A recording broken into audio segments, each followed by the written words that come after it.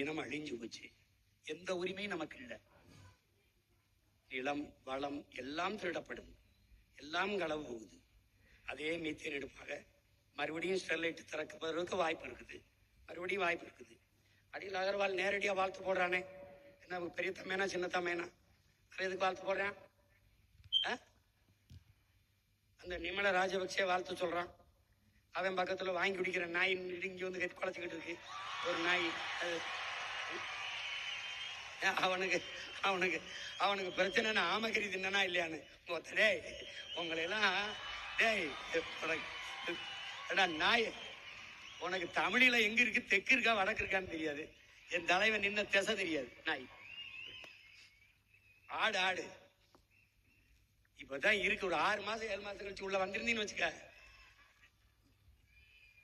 தப்பிச்சு போ.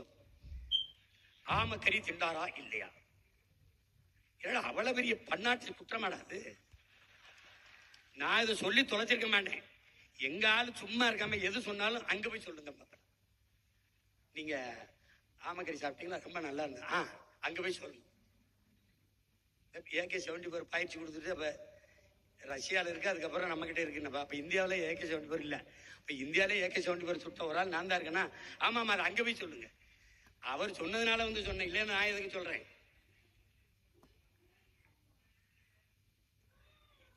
பெரிய அதனாலதான் இந்த நாட்டுல விலைவாசி ஏறி போச்சு, பசி பஞ்சம் வந்துருச்சு. ஒரு ஆமக்கறி சாப்பிட்டு விட்டாருங்க. நாய் கொஞ்ச நாள் பேசிறீங்கடா.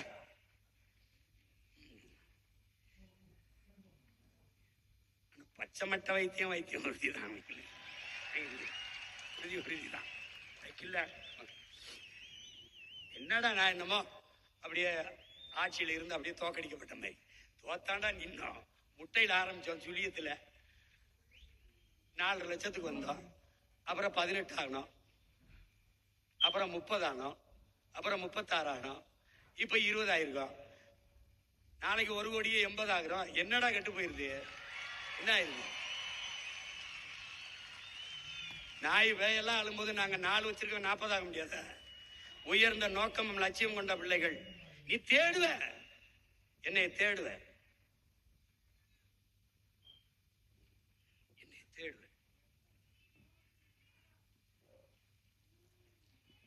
நீ என்னை கொஞ்ச நாள் விட்டு என்னை சமாளிக்கிறதுக்கு ரொம்ப கஷ்டப்படுவீங்க நீங்க. ஏன்னா நான் அடங்க முடியாத வெறியில் இருக்கேன். அதனால என் உடன் பிறந்தார்கள், என் உயிருக்கினியவர்கள், உலகம் முழுமைக்கு இருக்கிற என் உயிர் சொந்தங்கள், நம் உடன் பிறந்தார்கள், நம் தம்பி தங்கைகள், பெற்றோர்கள் எல்லாம் உன்னை நம்பி நிற்கிறோம் என்று என்னை சொல்லுகிற போது அதையே உங்களுக்கு சொல்ல நான் முனைகிறேன். நான் உங்களை நம்பி நிற்கிறேன்.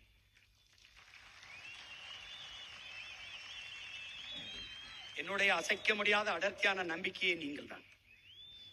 நாம் ஒவ்வொருவரும் பெரும் நெருப்பாக பற்றி எரியணும். ஒருவர் 10ஆவும் 10 100ஆவும் பகைவர் நடுங்கும் படையாவும் என்கிற கோட்பாடு அப்படியே இருக்கிறது. வேலையை சிறிதாக்கி வெற்றியை எளிதாக்க வேண்டும். என் அன்பு பிள்ளைகள், இந்த களத்தை இதுவரை நடந்தது கடந்ததை அழித்து விடுங்கள். இன்றுதான் 2010 மே 18 இதே நாளில் நாம் மதுரையில் தொடங்கியதை இன்று நம்முடைய தாத்தா தனித்தமிழ் அடிகளார் மறைமலை அடிகள் திடலிலே அவருடைய பெயரை தாங்கி இருக்கிற இந்த நகரிலே நாம் இன்று தொடங்குகிறோம், இன்று புதிதாக பிறக்கிறோம் என்ற புத்தெழுச்சியை நாம் தமிழர் என்கிற அரசியல் புரட்சி படை இன்று தொடங்கப்படுகிறது, இந்த நொடியிலிருந்து தொடங்கப்படுகிறது என்ற புதிய உற்சாகத்தை நீங்கள் அடையும். 15 ஆண்டுகள் ஆகிவிட்டது. 10 ஆண்டு கால தேர்தல் அரசியல் எல்லாத்தையும் கழித்து விடு, மறந்து விடு. இந்த இடத்தில் இருந்து புதிதாக பிறந்தோம் என்ற உணர்வை பெற வேண்டும். சோர்வு வருதா? சோர்வு வருதா? தனியா இருந்து நமச்சிவாய வாழ்க நாதந்தாள் வாழ்க என்று நம் ஈசனை நம் சிவனை வழிபடுவது போல, பத்தி திருமுத்து திருநகை முருகனை பாடுவதை போல பிரபாகரன் பிரபாகரன் பிரபாகரன் என்று 10 தடவை சொல்லு.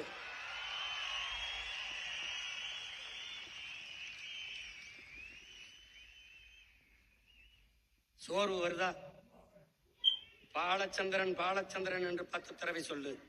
ஒரு தடவை கற்பனை செய்துவார். நம் அக்காவும் தங்கையும் சிங்கள ராணுவ வீரர்களால் வன்புணர்வு செய்யப்படுகிற போது கீழே கிடக்கிற நம் தங்கை என்ன நினைத்திருப்பார்? உலகெங்கும் இத்தனை கோடி அண்ணன் தம்பிகள், மாமமைத்தினர்கள், சித்தப்பன், பெரியப்பன்கள், இவ்வளவு பேர் மானத்திற்காக உயிரையிட்ட இனத்தின் மக்கள், இத்தனை பேர் இருந்து எனக்கு இந்த ஈன நிலையா என்று எண்ணி இருப்பாளா? அந்த எண்ணத்துக்குள் போ, அந்த எண்ணத்துக்குள்ளே போ. போராடி செத்தவன் உயிர் பிதுங்கி வெளியேறுகிற நிலையிலே சிந்திய ரத்தத்தையும் கொடுத்த உயிரையும் உன் உரிமைக்காக, உன் விடுதலைக்காக கொடுத்தான் என்ற எண்ணத்தை இதயத்தில் ஏந்திக்கும். உன் சிந்தனை நிறைத்துக்கொள். சோர்வென்பது எங்கே வரும்? எங்கே வரும்? அடுத்து கிடந்தால் சிலந்தியும் சிலை பிடிக்கும், எழுந்து நடந்தால் இமயமும் உடைக்கும். சோம்பலை உதறி தள்ளுங்கள், சாம்பலும் சரித்திரம் படைக்கும். சோம்பலை உதறி தள்ளுங்கள், உங்கள் சாம்பலும் சரித்திரம் படைக்கும். அப்துல் கலாம் சொன்னது மாதிரிதான், நம் பிறப்பு சாதாரணமாக இருக்கலாம், ஆனால் இறப்பு சரித்திரமாக இருக்க வேண்டும் என்பதை தன்மானமும் ஈனமானம் கொண்ட என் உயிர் தம்பி தங்கைகள் கவனத்தில் வச்சுக்கணும்.